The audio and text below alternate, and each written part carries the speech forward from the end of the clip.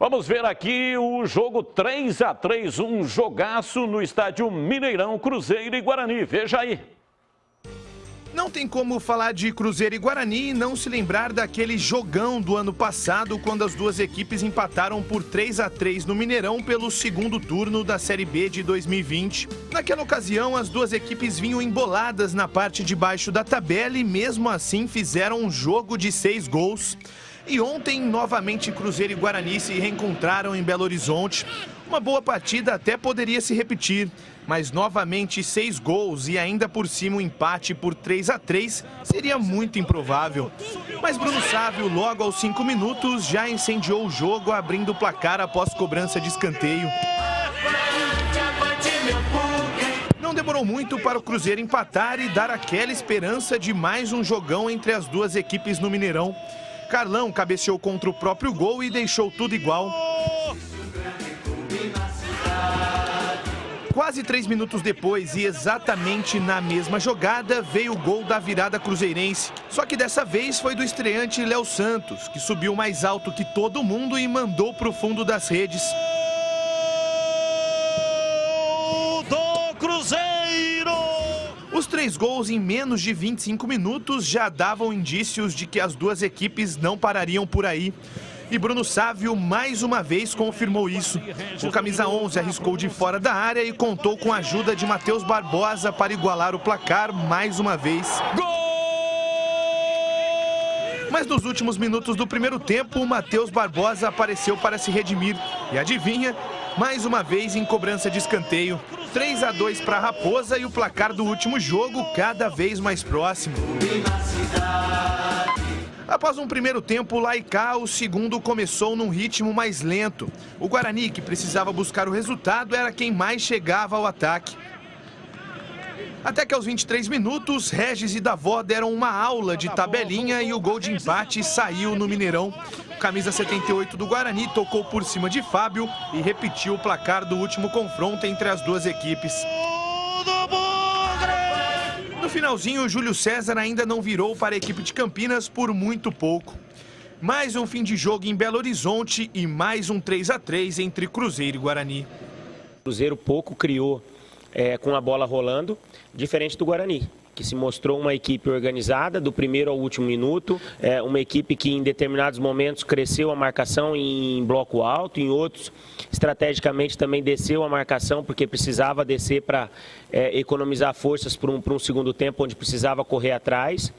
Então assim, eu estou saindo desse jogo aqui com a consciência feliz pelo rendimento que a equipe teve em termos de jogo. Chateado pelo resultado, porque pelo que a equipe jogou, acreditávamos que poderíamos ter vencido por tudo que foi criado e seguimos trabalhando. Precisamos trabalhar mais, com certeza, porque o que aconteceu hoje não pode se repetir, porque custa caro, poderia termos saído daqui com uma vitória e temos que continuar trabalhando. A origem do gol! Para todos os bugrinos que vibraram da pele até o osso aqui na tela da Band, a origem dos gols! Golaço, hein? Um jogo eletrizante. Cabeçada consciente, né, Batista? Golaço, isso é golaço. Que faz o cruzamento. Primeiro pau, tá com toda a pinta de ensaiada, né? E o primeiro, né, o Gleger, ele sobe muito, né? Não sabe. E antecipa, né? Antecipa, sobe muito e vira o pescoço no alto, né? Aí o goleiro, Fábio, que você jogou com ele lá, nada poderia fazer. Ó, olhando para onde ia a cabeça. Exatamente. Golaço. Golaço, comecinho de jogo. Aliás, que apresentação do Guarani do meio-campo para frente, hein? E que apresentação do Guarani do meio-campo para trás, hein? É impressionante, né, Tigrão? Não dá para, numa partida como essa, você tomar 3 gols idênticos. O Guarani tomou 3 gols do mesmo jeito. Pô, será que não... Você toma... Tudo bem, tá ganhando o jogo. Aí tem um escanteio lá pro Cruzeiro, tem uma falha, que isso vai acontecer, é absolutamente normal. E aí você tem a falha, toma o gol... E de repente você toma outro gol da mesma forma. Poxa vida, aí é só ajuste. Será que os caras... Jogador experiente, né, Tigrão? Ó, peraí, ó, nós tomamos um gol aqui já, ajusta aqui, ó, encosta aqui, ó, não marca mais por setor não, que o cara lá tem 1,97 m, tal do Léo Santos aí, que fez um gol e participou do primeiro. Então faltou um pouco de comunicação e de um cara experiente, né, pô? Pô, Bruno Silva, Thales, né, o próprio Ronaldo, que são jogadores experientes, pô, cola no cara, meu. Cola, opa, ó, os dois zagueiros, cola lá e deixa que nós vamos aqui no setor. Aí legal, mas não dá. Vai passar os 3 gols aí, pô. O Guarani poderia ter vencido o jogo. Né? Do meio pra frente, como disse o Tigrão, fenômenos. Que golaço, jogaram demais. O Regis, maestro, né? Esse é o que a gente... O que acontece? Ele inicia a jogada, tabela com o Davó, que devolveu a bola de letra, de calcanhar. Aí ele entra na área, olha o grandão nele, Batista. Ele passa por 2 adversários e aí o goleiro sai. O que o cabeça de bagre faria? Daria uma chapa na bola, a bola ia explodir no peito do goleiro. O que o Regis, craque, faz? Ele enfia o pé por baixo da bola e por elevação coloca por cima do goleiro. Um golaço, né? Um gol de rara felicidade, um lindo gol. E nesses confrontos envolvendo Cruzeiro e Guarani, eu não sei o que acontece, qual é o magnetismo que tem essa partida. De 2010 para cá, em 6 confrontos, contando como esse, foram 31 gols. Imagina um negócio desse? É muito gol. Dá mais de 5 por jogo. Mais de 5 gols por jogo, Tigrão. Impressionante. Então, o que acontece, rapaz? É um negócio impressionante. E aí, o ano passado aconteceu, a história se repete. Esse jogo aí, ó, ano passado, 3-3, né? O ano passado, 6 gols. Ontem, 6 gols, o que aumentou muito a média, né? É, exatamente, mas aí, já ó, tivemos 2-2, olha aí, esse aí é o ano passado, 3-3. Esse aí foi do Murilo Rangel. Já tivemos um 3-2. Agora misturou os dois aqui, é muito pra minha cabecinha. Aí é o Pablo, olha lá. Esse é do Pablo. Ele tá mostrando dos 2 jogos juntos, eu fiquei meio zaroio aqui, cara. É, não, só pra... Aí, Murilo Rangel. Né? O Vinícius Abarca colocou os 2 jogos do ano passado e esse de ontem. Esse lance aí que originou o gol do Guarani, ó. O Fábio faz uma grande defesa. Só uma colocação aqui sobre o Daniel Paulista, né? Ele disse que o Cruzeiro não criou nada e tal, que o Guarani jogou muito mais.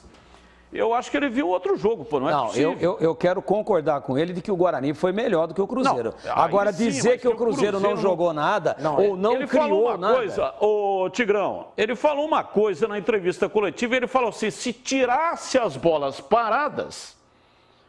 O Guarani teria vencido a partida, mas como que você vai tirar as bolas paradas? A gente vai mandar esse requerimento lá para a FIFA para acabar com o escanteio. Aí ele não tem mais problema. O problema não é a bola parada, o problema é a ineficiência do sistema defensivo do Guarani no jogo aéreo. Toda a bola cruzada, especialmente as paradas, o jogo aéreo na defesa do Guarani é um tormento. É um Deus nos acuda, não é de agora, hein? Colocar a culpa aí no Daniel Paulista, porque não é de agora. Troca a zaga, troca a zaga, troca a zaga. Outro erro aí que aconteceu na partida contra o Coritiba, Rodrigo Andrade é um marcador. E aí ele não tem a altura do zagueiro, né? Esse Léo Santos aí que faz o gol, e que está no primeiro gol também, que bateu no Thales e entrou, portanto o gol contra do Thales. Esse Léo Santos, ele estava no Ituano. Então, sábado passado, nós transmitimos o jogo dele aqui na tela da Band, jogando pelo Ituano. Aí, ontem ele já estava lá jogando pela equipe do Cruzeiro. E olha a fita que ele leva aí. Não teve tempo de adaptação. O pessoal fala assim, tem que se adaptar, tem que se aclimatar. Aclimatar o quê, pô? Mas ele marcou 2 gols de cabeça, parabéns para ele. Mas ele também, quando o Guarani atacou, toda vez ele foi envolvido, hein? Inclusive aí, ó, ele é o último homem. Para falar um pouquinho dos gols do Guarani, né? Todo mundo criticando o Gabriel Mesquita. Olha o 22 com ele lá, olha lá, cabeceou, ó, de barba. Quem cai ali é o Rodrigo Andrade. Então, mas quem que cabeceia o vento? Ó, agora aí, ó. Olha lá, cabeceou lá, olha lá. Tá o Rodrigo Andrade e quem?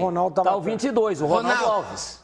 É o Ronaldo, esse você acertou. Até que enfim, que ele acertou. Então, Batista, Ronaldo, só para falar sobre o Gabriel Foguinho, Mesquita. parabéns, acertou uma vez, acertou. Ronaldo, cara. Acertou. Todo mundo falando. Parabéns. Todo mundo falando do Gabriel Mesquita, que o Gabriel Mesquita... Mas, gente, como é que você vai... Ah, mas tem que sair nas bolas. Pode olhar os cruzamentos aí. Olha aí, ó, como é que pega uma bola dessa, cara? O cara sozinho na... Olha aí, ó, no chão. E no chão dificulta mais. A outra, diagonal, o primeiro gol, a bola desvia no Thales.